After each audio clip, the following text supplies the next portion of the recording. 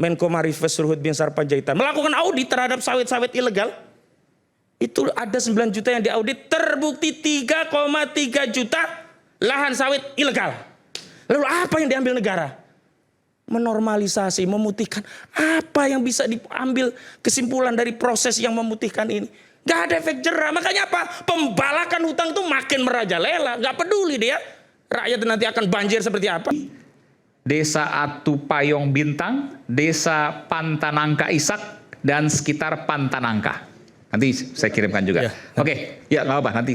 Saya berikan kesempatan pada Bang Hozin untuk menyampaikan. Silakan. Bismillahirrahmanirrahim. Mas Aiman, saya awali dengan membacakan surat di dalam sebuah Al-Quran, satu ayat saja. A'udzubillahi minasyaitonirrajim. Dhaharal fasadu bil fari wal bahri bima kasabat aydin nasi liyudhiqahu ba'dalladzi amilu la'allahum yarji'un. Telah nampak kerusakan di darat dan di lautan disebabkan oleh tangan-tangan manusia, maka Allah peringatkan agar kembali kepada jalan yang benar. Bung Aiman, hari ini kita hanya berbicara tentang dampak dari bencana alam dan bagaimana melakukan restorasi, recovery terhadap korban, termasuk juga fasilitas fisik yang ada dan bagaimana berpikir bagaimana mereka bisa pulih seperti sedia kala. Meskipun terminologi sedia kala itu rasanya sulit. Tentu ada luka yang tidak mungkin bisa diobati, ada jiwa yang hilang yang tidak mungkin dikembalikan, ada harta yang mereka usahakan berpuluh-puluh tahun itu hilang dalam sekejap. Namun setidaknya ketika negara, setidaknya para pejabat membangun narasi yang dengan narasi itu setidaknya ada kehadiran negara bersama rakyat saat bencana ini berada. Itu membuat keteduhan terhadap diri mereka. Terlepas bencana itu belum selesai, tetapi batin mereka merasa ada pemimpin bersama kami dan itu cukup untuk mengkompensasi derita kami sehingga setidak-tidaknya batin kami telah keluar dari masalah ini. Ada orang yang membersamai kami. Saya ingin ingatkan kepada para pejabat semuanya, tidak satu-satu tapi semuanya, ada 2 fungsi pemimpin yang paling penting dan ini harus hadir dalam setiap keadaan termasuk ketika rakyat menghadapi bencana. Yakni fungsi pejabat yang paling utama itu dia harus menjadi ro'in terhadap ro'iyah. Ro'iyah itu rakyat. Rakyat itu serapan dari bahasa Arab. Orang yang diurusi. Maka jika Anda sudah niat kampanye politik ingin menjadi pemimpin, siap menjadi ro'in, ngurusi rakyat. Menjadi pelayan rakyat. Yang kedua, ada terminologi yang menarik yang diajarkan oleh Nabi kita, selain sebagai seorang pelayan, ro'in bagi ro'iyah, bagi rakyat, seorang pemimpinnya harus punya sikap sebagai apa? Junnah. Menjadi tameng. Pasang badan. Pemimpin yang benar itu dia tidak akan kenyang sebelum rakyatnya kenyang. Dia tidak akan merasakan kelaparan sebelum dia tahu bahwa rakyatnya sudah kenyang semua. Jadi tidak sekedar bernarasi tentang empati, tapi dalam praktik keseharian, kebijakan itu jauh.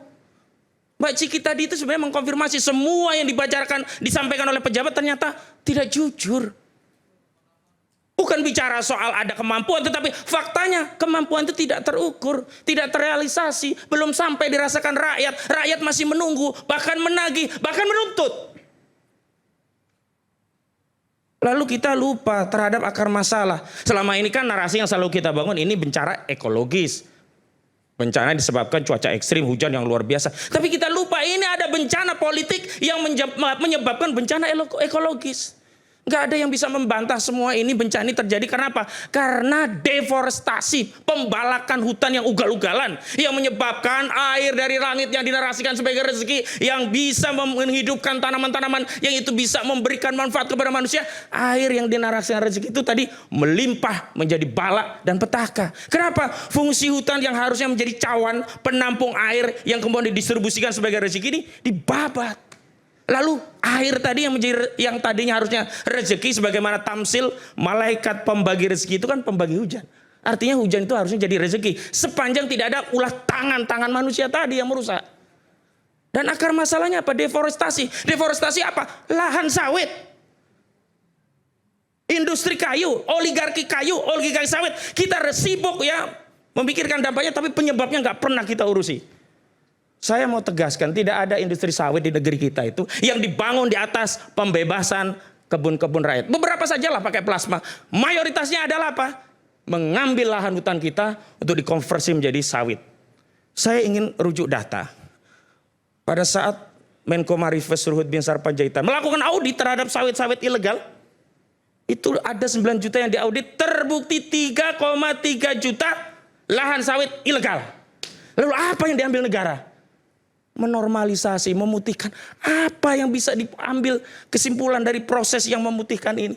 Gak ada efek jerah. Makanya apa? Pembalakan hutang itu makin merajalela. Gak peduli dia. Rakyat nanti akan banjir seperti apa. Kenapa hari ini kita hanya mengarahkan kepada rakyat kecil yang misalnya tidak belajar tentang bagaimana memperlakukan lingkungan dengan baik. Sekolah-sekolah dipersalahkan sekarang tidak mengajari anak bagaimana memperlakukan hutan. Tapi oligarki kayu, oligarki sawit ini tidak pernah dihukum oleh negara. Tidak pernah dihukum oleh negara. Ya 3,3 juta bagaimana? Sudah disimpulkan itu ilegal tapi malah diputihkan. Dan itu baru. Dan itu perusahaan-perusahaan besar. Ya besar. Semua juga udah tahu pemainnya. Perlu saya sepil di sini. Dan saya mau katakan. Dari ilegal dilegalkan. Itu baru dari modus apa? Izin konsesi misalnya ya 100.000 hektar.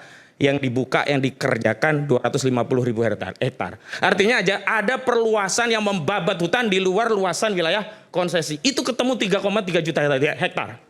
Di luar itu ada yang masih benar-benar ilegal yang sampai hari ini belum disentuh. Sampai hari ini belum sentuh. Lalu saya mau boleh bicara. sebutkan daerah mana itu? Provinsi mana misalnya? Ya, seluruh Indonesia itu kan seluruh Indonesia. Di Sumatera kita bisa lah oligarki sawit. Cek aja di Google gampang kok sekarang. Gak susah nyari penjahat di Republik ini. Tetapi apakah negara benar-benar bisa hadir membersamai rakyat? Saya tersentuh dengan apa yang disampaikan oleh Mualim. Kita gak bisa berharap lagi selain kepada Allah. Kalau berharap pada manusia, kecewa. Itu tamparan keras pada pemerintah itu sebenarnya. Apa yang disampaikan beliau-beliau ini nonsen. Karena apa? Statement dari Aceh itu mengkonfirmasi. Gak ada yang bisa diharapkan. Walaupun saya ingin tegaskan ya, mungkin ungkapan yang saya sampaikan ada beberapa yang hiperbola ya. Mohon maaf. Karena ini memang fungsi dari rakyat itu seperti ini. Jangan harapkan rakyat itu fungsinya seperti buzzer. Ada yang benar dipuji-puji. Enggak. Rakyat itu dalam konteks akidah Islam, dakwah amar ma'ruf nahi munkar hanya dua. Kalau kerja kekuasaan benar kita diemin. Dah cukup itu poin. Kalau didiemin misalnya contoh. Kalau Ahmad Kozududin gak bicara tentang kebijakan berarti benar. Udah gak perlu minta ya puja-puji dari saya misalnya begitu. Yang kedua, kalau keliru memang harus bersuara. Dan saya tadi menyayangkan apa yang disampaikan Teddy Indrawijaya. Kok begitu sikap negara kepada rakyatnya? Alih-alih membangun narasi yang menyatukan, ya, memberikan ucapan selamat walaupun bahasa lainnya nyindir ya, terima kasih terhadap influencer yang telah memberitahukan kekurangan kami. Setidaknya kami akan tindak lanjuti. Tetapi alangkah baiknya sebelum disampaikan kepada publik, sampaikan dulu pada kami. Ini bahasa-bahasa pilihan yang bisa diambil, yang itu justru mengkonfirmasi negara hadir untuk menyerap apa yang menjadi aspirasi rakyatnya. Bukan langsung, waduh, seolah-olah kita dihadap-hadapkan. Enggak bisa sendiri. Rakyat gak bisa menghadapi bencana ini sendiri, clear. Negara, pemerintah juga tidak bisa menghadapi masalah ini sendiri, clear. Tapi yang saya mau tegaskan lagi adalah apa? Boleh. Kehadiran negara. Saya mau tegaskan ya sebelumnya. Sekarang ini banyak yang merasakan ini loh. Yang baru di-follow-up hanya Ciki. Masalahnya itu banyak Ciki-Ciki yang lain yang gak sempat diundang oleh Aiman. Bagaimana nasib Ciki-Ciki yang lain? Saya ingin tegaskan. Saya mengadvokasi banyak kasus yang terkait publik. Itu seolah-olah hari ini rakyat itu merasa yatim piatu. Ada negara mereka merasa gak ada yang ngayomi. Seolah-olah negara itu isnim hanya nama saja, tetapi kehadiran mereka itu saat apa? Saat mereka mengambil pajak lah, disitulah negara hadir. Ketika rakyat membutuhkan apa yang menjadi kewajiban dan tanggung jawab negara, negara pencitraan. Saya mau tegaskan begini ya, tugas dan wewenang itu bisa didelegasikan, tetapi tanggung jawab melekat. Tidak bisa tanggung jawab itu didelegasikan ke anak buah. Itu pula yang menyebabkan Khalifah Umar bin Al-Khattab keliling malam-malam mencari masihkah ada rakyatku yang kelaparan. Padahal laporannya bagus semua. Yang laporan itu para sahabat senior. Nggak mungkin ABS seperti pemimpin-pemimpin hari ini. Tetapi kenapa? Karena Umar sebagai Khalifah Amirul Mukminin sadar tugas dan wewenang bisa dia delegasikan, tapi tanggung jawab melekat. Di akhirat nanti akan ditanya, hei Amirul Mukminin, apa yang kau lakukan sehingga rakyatmu ada yang kelaparan? Itu ruh kepemimpinan ini nggak ada. Yang ada apa? Ingin manggul tapi disorot kamera, kemudian dipuja-puja, setelah itu di like, share, and comment. Luar biasa Bapak, wah terima kasih bantuannya. Habis itu foto, cekrek foto, cekrek. Jadi saya kira kalau dulu saya waktu di gempa Jogja itu ada fenomena wisata bencana yang itu dinyinyirin oleh korban. Kenapa? Orang-orang ini datang bukannya mau membantu jadi relawan seperti kami ya. Saat itu justru datang cuma foto-foto. Hari ini pun pejabat pun ikut-ikutan latah seolah-olah ada wisata bencana dan tanpa malu tertangkap kamera. Makan enak, pakai rokok cerutu. Sakit kita ngelihatnya walaupun gak ikut makan. Sakit. Jadi bahasa-bahasa semiotik ini apa nggak diketahui oleh mereka yang hari ini diberi amanah? Atau sejatinya mereka sudah merasa bahwa tanggung jawab itu selesai ketika mereka membeli suara rakyat saat pemilu, sehingga transaksi itu selesai, sekarang terserah kami kekuasaan melakukan apapun. Toh kalian sudah kami beli suaranya. Jadi tidak ada hubungan timbal balik bahwa kekuasaan itu sampai pada akhirat yang ujungnya surga atau neraka. Sehingga kontrol-kontrol media seperti ini ya mungkin didengar sepintas, habis itu hilang lagi. Kalau kontrolnya itu kontrol tanggung jawab yang melekat, dia yakin ada akhirat, ada surga dan neraka. Takut sekali. Sekarang saya mau kembali saja, objektif saja lah. Sekarang apa sih susahnya menetapkan bencana itu sebagai bencana nasional? Dan jangan menggunakan terminologi asing tidak asing. Malaysia itu saudara kita muslim juga kok dia. Sholat juga dia. Kenapa kita menolak bantuan dari saudara kita muslim dari Malaysia? Hanya dengan narasi ini asing atau tidak asing. Saya setuju tadi kalau girian utang dengan riba yang luar biasa. Di Malaysia nggak ditolak Bang. Yang kedua, sebentar, saya tadi tidak intersep saudara. Enggak, boleh sedikit soal itu, tapi sebentar aja. 1 menit. Anda mau jawab apa tadi soal bantuan asing? Yang pertama adalah bantuan asing ini harus dibedakan. Ada people to people, ada state to state. Yang dimaknai ketika tadi state to state itu yang kata Pak Prabowo ini belum butuh. Yang kedua, ketika people to people, saya ambil contoh ketika bulan sabit merah yang kemudian ada di Uni Emirat Arab itu membawa 50 ton beras itu diterima dan menggunakan Muhammadiyah. Tapi negara Muhammadiyah digunakan untuk kemudian membagikannya. Yang kedua, ketika di yang Malaysia itu pun diterima. Pak Mualim menerima langsung. Nah artinya saya mau bilang bahwa ketika kita bicara soal kemanusiaan, ini benar-benar kemanusiaan. Sekarang begini, deskripsi butuh atau tidak butuh itu siapa yang paling sahih? Rakyat yang menjadi korban atau negara? Tadi loh Mbak Sherly sudah datang dengan seluruh data yang seperti itu. Sekarang bisa nggak ditangani? Mohon maaf, bukan masalah komitmennya, tetapi faktanya sampai hari ini tidak bisa. Dan apa susahnya kalau kemudian mengambil upaya maksimal? Oke lah, tadi misalnya ya, jadi bencana nasional nanti ada travel warning, kita nggak dapat hepeng dari wisata. Berapa sih hepeng yang diperoleh dengan wisata ini ketimbang nyawa rakyat yang harus disegerakan, diselamatkan? Karena terkait dengan nyawa, kemudian Pak Presiden menggelontorkan dana keuangannya. Nanti saudara komentari lah. Sedikit saja. Saya tadi menyimak sekali. Dalam posisi ini kita bersama-sama. Nanti biar komprehensif. Setelah saya menyampaikan komprehensif, silakan. Tanggapi secara komprehensif. Oke. Silakan dipersingkat Bung Husin. Nah tadi, jadi kita ini hari ini justru ada 2 masalah sekaligus.